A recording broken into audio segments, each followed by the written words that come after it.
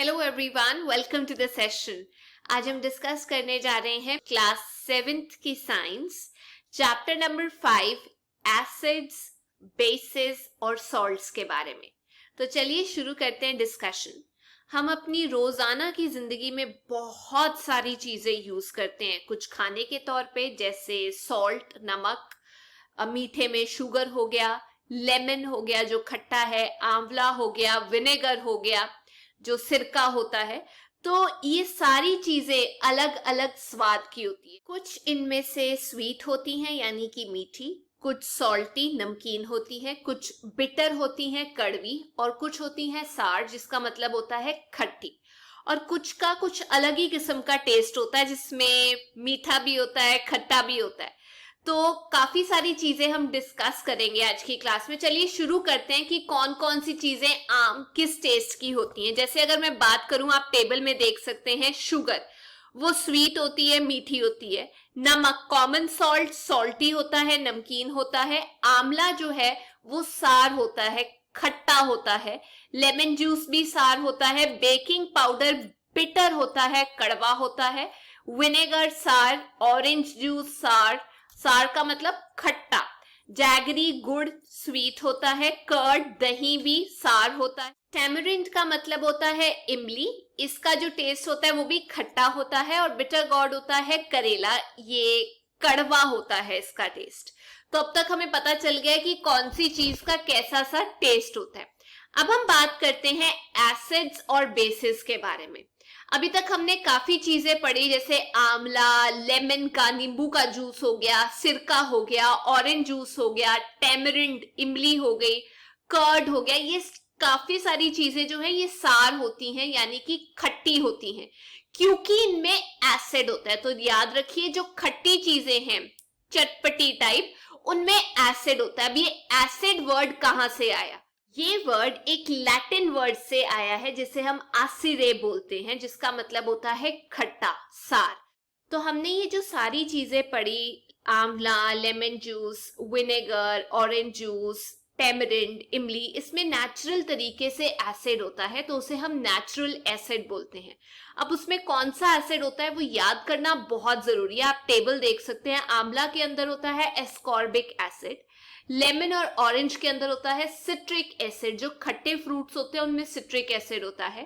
Curd दही और milk के अंदर होता है लैक्टिक एसिड, विनेगर के अंदर होता है एसिटिक एसिड, और टेमरिंड के अंदर होता है टार्टरिक एसिड। तो ये जो नेचुरल चीजें हैं इनमें जो एसिड होता है वो वीक एसिड होता है। लेकिन इसके अलावा कुछ मिनरल एसिड्स होते हैं, जैसे सल्फ्यूरिक एसिड जो लेबोरेटरी में भी बनाए जा सकते हैं, हाइड्रोक्लोरिक एसिड, नाइट्रिक एसिड, ये नेचुरल तौर पे नहीं मिलते पर ये स्ट्रॉन्ग एसिड होते हैं और घातक भी होते हैं। इतने घातक होते हैं कि अगर किसी चीज के साथ इनका संपर्क हो जाए तो वो चीज खत्म भी हो सकती है। इनका इस्तेमाल किया जाता है इंडस्ट्रीज में कोई चीजें बनाने के लिए, और साथ में साइंस की लैब्स में भी इस्तेमाल किया जाता है, पर बहुत ध्यान से, क्योंकि नुकसान हो सकता है। अच्छा, दूसरी बात करते हैं हम बेसिस की। बेसिस जो है, जैसे मैं एग्जांपल दूं, केक में हम डालते हैं थोड़ा सा बेकिंग पाउडर, उसका जो टेस्ट है वो बिटर होता है, कहने का मतलब कड़वा सा टेस्ट होता है।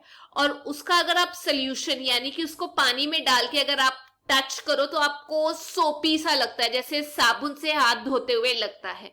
तो ये जो चीजें हैं जिन्हें हम बेसिस बोलते हैं, इनका टेस्ट बिटर कड़वा होता है और आपको सोपी फील देते हैं, इनको हम बेसिस बोलते हैं। तो ये बेसिक होते हैं नेचर में, तो इनको बेसिस बोलते हैं।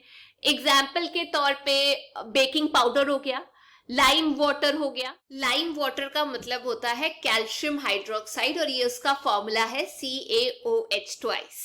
उसके अलावा सोडियम हाइड्रोक्साइड होता है और पोटेशियम हाइड्रोक्साइड होता है। अब देख लेते हैं कि ये जो बेसिस हैं ये हमें किस चीज में मिलते हैं। जैसे मैंने आपको बताया, लाइम वाटर जो है उसके अंदर जो बेस मिलता है उसका दूसरा नाम होता है calcium hydroxide. Milk of magnesia, milk नहीं होता बट उसको हम बोलते हैं मैग्नीशियम हाइड्रोक्साइड, क्योंकि वो उसके अंदर बेस का काम करता है। विंडो क्लीनर जिससे हम खिड़कियां साफ करते हैं, उसके अंदर होता है एमोनिया हाइड्रोक्साइड। साबुन के अंदर दो तरीके के बेसिस मिलते हैं, एक होता है सोडियम हाइड्रोक्साइड और एक होता है पोटेशियम हाइड्रोक्साइड। अब आप सोच रहे होंगे कि ठीक है, थोड़ा पता चल गया कि एसिड क्या होता है और बेस क्या होता है, लेकिन ये साबित कैसे कर सकते हैं एकदम पलक झपकते कि ये एसिड और ये बेस? तो वो चीज जिसको हम यूज करके ये साबित कर सकते हैं कि कोई चीज एसिडिक है या बेसिक है, उसे हम इंडिकेटर बोलते हैं। जो साबित करता है, वो अपना रंग बदल देता है और साबित कर देता है कि ये एसिड है या बेस है। दो तरीके के इंडिकेटर होते हैं, एक होते हैं नेचुरल इंडिकेटर और एक होता है सिंथेटिक। नेचुरल का मतलब वो जो कुदरती तौर पे हमें प्लांट से मिलते हैं, उन्हें हम नेचुरल इंडिकेटर बोलते हैं।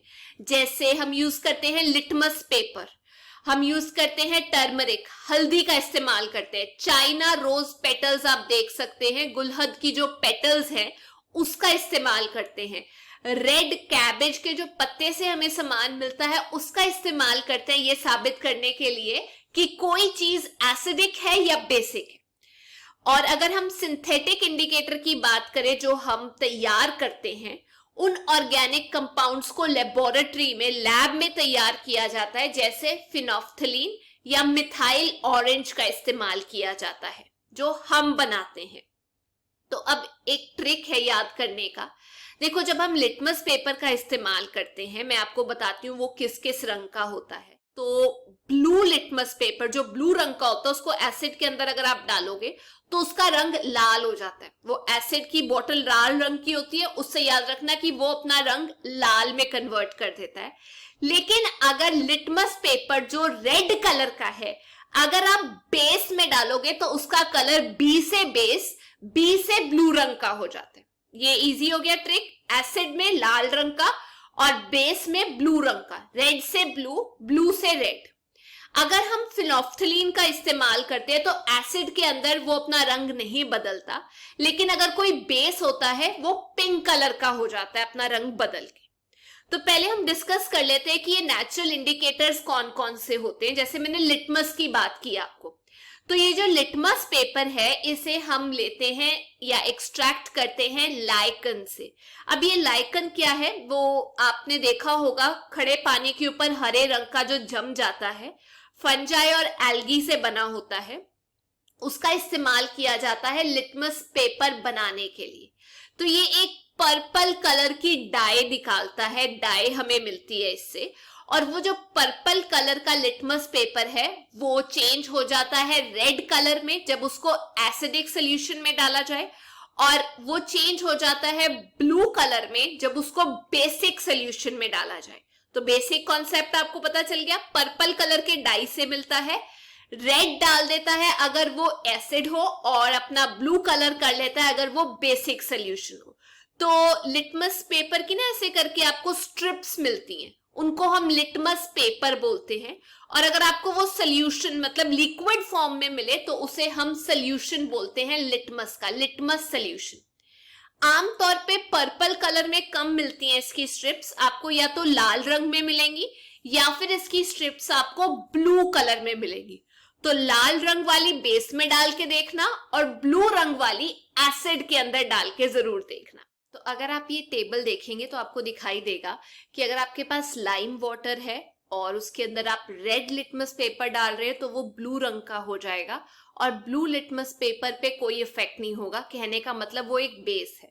ऐसे ही लेमन जूस के अंदर अगर आप रेड लिटमस पेपर डाल रहे हैं उसके ऊपर कोई असर नहीं होगा, पर ब्लू लिटमस रेड में बदल जाएगा, कहने का मतलब वो एसिडिक है। विनेगर में भी यही होगा। कॉमन सॉल्ट जो है, नमक के ऊपर कोई असर नहीं होगा, लिटमस पेपर अपना रंग नहीं बदलेगा, तो हम ये कह सकते हैं कि वो न्यूट्रल होगा। पानी, वो भी अपना रंग नहीं बदलता, ना वो एसिडिक होता है ना वो बेसिक होता है, तो रिजल्ट जो है वो न्यूट्रल रहता है लिटमस पेपर का। बेकिंग सोडा की बात की जाए तो उसमें रेड लिटमस जो है वो ब्लू कलर का हो जाता है, ब्लू लिटमस का कोई असर नहीं होता, कहने का मतलब वो बेस है। और सेम मिल्क ऑफ मैग्नीशिया भी रेड लिटमस को ब्लू में बदल देता है, मतलब बी से ब्लू, बी से वो बेस है। अच्छा, आप लोगों ने एसिड रेन के बारे में सुना होगा, तो क्या ये बारिश सीधी आसमान से नीचे गिरती है? ऐसा नहीं है, बारिश जरूर गिरती है, पर हवा में प्रदूषण की वजह से बहुत सारी गैसेस होती है, जैसे carbon dioxide, sulphur dioxide, nitrogen dioxide. तो ये गैसेस जब पानी में मिलती है, जो बारिश की फॉर्म में आ रहा होता है, तो ये अपना फॉर्म चेंज कर लेती है, जैसे carbon dioxide carbonic acid, sulphur dioxide sulphuric acid, nitrogen dioxide nitric acid में बदल जाता है।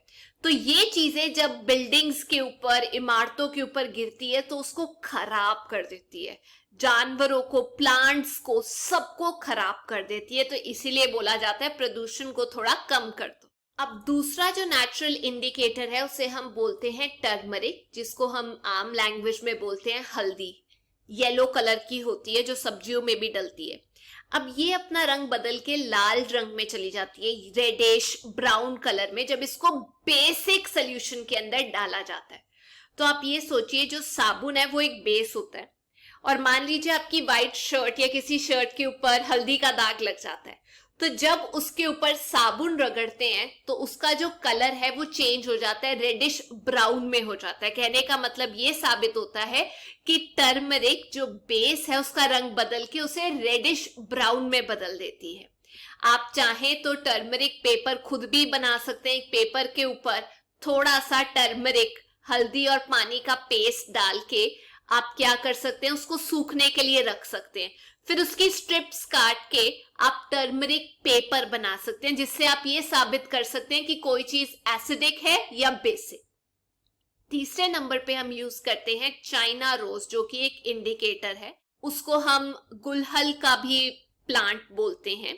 तो मान लीजिए आपने 3 बीकर लिए, 3 पॉट्स लिए, एक के अंदर गर्म पानी डालकर आपने उसके अंदर ये वाला चाइना रोज क्या है डाल देना है। तो आपने गर्म पानी में चाइना रोज के पत्ते डाले, और 2 और बीकर हैं या ग्लास है आपके पास, एक में एसिडिक सोल्यूशन है, एक में बेसिक है। अब ये जो चाइना रोज वाला सोल्यूशन है, अगर आप एसिडिक वाले ग्लास या बीकर के अंदर डालते हैं तो आप देखेंगे कि वो रंग बदल के अपना डार्क पिंक में चेंज हो जाता है, जिसे हम मेजेंटा बोलते हैं। और वही सोल्यूशन चाइना रोज वाला अगर आप बेसिक सोल्यूशन के अंदर डालेंगे तो आप देखेंगे कि वो हरे रंग का हो जाता है, अपना रंग बदल देता है। तो ये भी इंडिकेट करता है कि चाइना रोज डालना एक इंडिकेटर का काम करता है। अब आपकी बुक में एक टेबल दिया हुआ और आपको बोला गया कि आप चाइना रोज के द्वारा टेस्ट करके बताइए कि ये चीजें अपना रंग बदलती हैं या नहीं बदलती। तो मैं आपको बता देती हूँ इनमें से कौन सी चीज एसिडिक है, कौन सी बेसिक है। आप उस हिसाब से टेबल जरूर भरिएगा। अगर हम बात करें शैम्पू की तो वो एसिडिक होता है, लेमन जूस भी एसिडिक होता है, सोडा वाटर भी एसिडिक होता है। चौथे नंबर पे सोडियम हाइड्रोजन कार्बोनेट सोल्यूशन जो है वो बेसिक होता है, विनेगर एसिडिक, शुगर न्यूट्रल, और कॉमन सॉल्ट भी न्यूट्रल होता है, ना एसिडिक ना ही बेसिक। अब हम बात करते हैं सेकंड नंबर पे सिंथेटिक इंडिकेटर की, जो हम बनाते हैं लैब में, जैसे फिनोफ्थलीन। तो फिनोफ्थलीन एक इंडिकेटर का काम करता है, पर ये कलरलेस होता है, और इसको जब आप एसिडिक सोल्यूशन में डालते हैं तब भी ये कलरलेस होता है, कोई रंग नहीं बदलता। लेकिन अगर आप इसको बेसिक सोल्यूशन में डालते हैं तो ये रंग बदल के अपना पिंक कलर में बदल जाता है। न्यूट्रल में भी नहीं रंग बदलता, एसिडिक में भी नहीं रंग बदलता, पर बेसिक सोल्यूशन में ये पिंक कलर देता है। अब हम बात करते हैं न्यूट्रलाइजेशन का। कहने का मतलब जब एसिड और बेस आपस में मिलते हैं उस रिएक्शन को बोलते हैं न्यूट्रलाइजेशन रिएक्शन। आमतौर पे इस प्रोसेस में हीट निकलती है, गर्मी निकलती है, और जो रिजल्ट है वो नमक और पानी निकलता है। ये जो चीजें हैं ये बनती हैं। तो जो नमक बनता है, नया सब्सटेंस बनता है, उसे हम सॉल्ट बोलते हैं इंग्लिश में। मान लीजिए आपने एसिड लिया, बेस लिया, और उसका रिजल्ट होता है सॉल्ट, वाटर और हीट। अब एक एग्जांपल लेते हैं। एसिड में HCl ले लेते हैं, हाइड्रोक्लोरिक एसिड, और बेस में NaOH ले लेते हैं, यानी कि सोडियम हाइड्रोक्साइड बोलते हैं। इसका रिजल्ट आता है NaCl, साथ में निकलता है वाटर और हीट। तो जो NaCl है वो एक किस्म का सॉल्ट होता है। तो चलिए अब हम एक एक्सपेरिमेंट करते हैं। कुछ बीकर्स ले लेते हैं, कंटेनर्स ले लेते हैं, या टेस्ट ट्यूब ले लीजिए।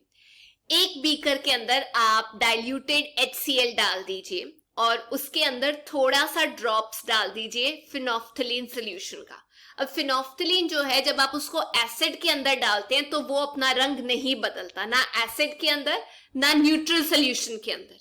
अब दूसरे कंटेनर में आप ले लीजिए सोडियम हाइड्रोक्साइड NaOH, और इसके अंदर अगर आप फिनोफ्थलीन डालेंगे तो आप ये देखेंगे कि वो अपना रंग बदल रहा है। फिनोफ्थलीन वो पिंक कलर का हो रहा है। कहने का मतलब ये है कि ये जो सोल्यूशन है सोडियम हाइड्रोक्साइड, ये एक बेसिक सोल्यूशन है।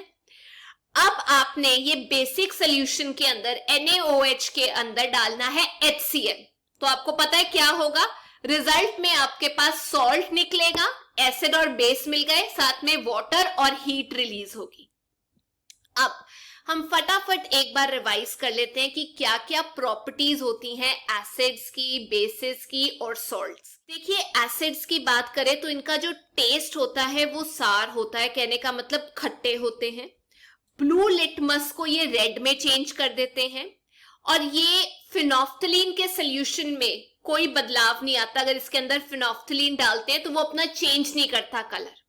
अच्छा, इंपॉर्टेंट चीज ये कि ये कोरोसिव होते हैं, मतलब आपको जला भी सकते हैं, कपड़े जला सकते हैं, लकड़ी जला सकते हैं, मेटल जला सकते हैं, बिल्डिंग्स जला सकते हैं, तो इसीलिए बड़े ध्यान से इनका इस्तेमाल करना चाहिए।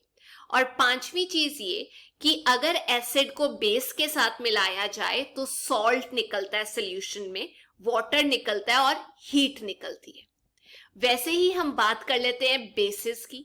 जो बेसिस होते हैं वो टेस्ट में बिटर होते हैं, कहने का मतलब कड़वे होते हैं, सोपी सा उनका टच होता है, रेड लिटमस को ब्लू में बदल देते हैं और एक पिंक कलर देते हैं जब हम इसके अंदर फिनोफ्थलीन का इंडिकेटर डालते हैं। पी से फिनोफ्थलीन, पी से पिंक कलर। अगर हम बेसिस के अंदर एसिड डालें तो भी आपको रिजल्ट पता है कि वो देता है रिजल्ट में सॉल्ट, वाटर और हीट। अब बात करते हैं ये सॉल्ट क्या है। सॉल्ट बनता है न्यूट्रलाइजेशन रिएक्शन से, एसिड और बेस मिला दो सॉल्ट बन जाता है। तो जो सॉल्ट्स हैं वो आम तौर पे पानी में घुल जाते हैं। सिर्फ नमक जो हम खाने के लिए इस्तेमाल करते हैं वो सॉल्ट नहीं होता, बट और भी कई किस्म के सॉल्ट होते हैं। अच्छा, क्या आपने देखा है हम अपनी रोज की जिंदगी में बहुत किस्म के न्यूट्रलाइजेशन रिएक्शन यूज करते हैं। जहां एसिड ज्यादा हो जाता है वहां बेस डाल देते हैं, जहां बेस ज्यादा हो जाता है वहां एसिड डाल देते हैं। आपको मैं कुछ एग्जाम्पल देती हूँ, कम से कम 4 एग्जाम्पल जिसमें हम ये करते हैं काम। सबसे पहला है एंटासिड। दवाई आपने खाई होगी जब पेट में दिक्कत हो जाती है, तो हमारे पेट के अंदर गैस्ट्रिक जूसेस होते हैं जो खाना डाइजेस्ट करने के लिए एसिड निकालते हैं, हाइड्रोक्लोरिक एसिड निकालते हैं जिससे खाना डाइजेस्ट होता है। लेकिन कई बार ये एसिड बहुत ज्यादा मात्रा में निकल जाता है जिससे इनडाइजेशन हो जाता है, पेट में दर्द होना शुरू हो जाता है, पेट में इरिटेशन होनी शुरू हो जाती है, इसे हम एसिडिटी बोलते हैं। तो क्योंकि एसिड ज्यादा हो गया तो इसके लिए कोई बेस डालना पड़ेगा उसके अंदर ताकि सब ठीक हो जाए, पेन ना हो। तो ऐसी चीजें जो हम डालते हैं एसिड का इफेक्ट कम करने के लिए उसे हम एंटासिड बोलते हैं। जैसे हम यूज करते हैं मिल्क ऑफ मैग्नीशिया जिसका दूसरा नाम है मैग्नीशियम हाइड्रोक्साइड, या हम यूज करते हैं बेकिंग सोडा। दूसरा एग्जाम्पल, एंट बाइट। जब आपको कोई इंसेक्ट, मधुमक्खी, वैस्प, बीटल, एंट आके काट जाती है तो हमारी बॉडी के अंदर वो एक एसिड छोड़ती है जिसे हम फॉर्मिक एसिड बोलते हैं, जो हमें चींटी के बाइट करने से लगता है। अब ये जो एसिड है इसका इफेक्ट हमें कम करना है, मतलब बेस डालना पड़ेगा। इसीलिए उसका इफेक्ट कम करने के लिए हम बेकिंग सोडा या कैलेमाइड सोल्यूशन का यूज करते हैं जिसके अंदर जिंक कार्बोनेट हो, वो एक बेस का काम करता है। तो ये जो चीजें हम यूज करते हैं इनको हम एंट बाइट्स बोलते हैं, जो उनका एसिड का इफेक्ट कम करते हैं।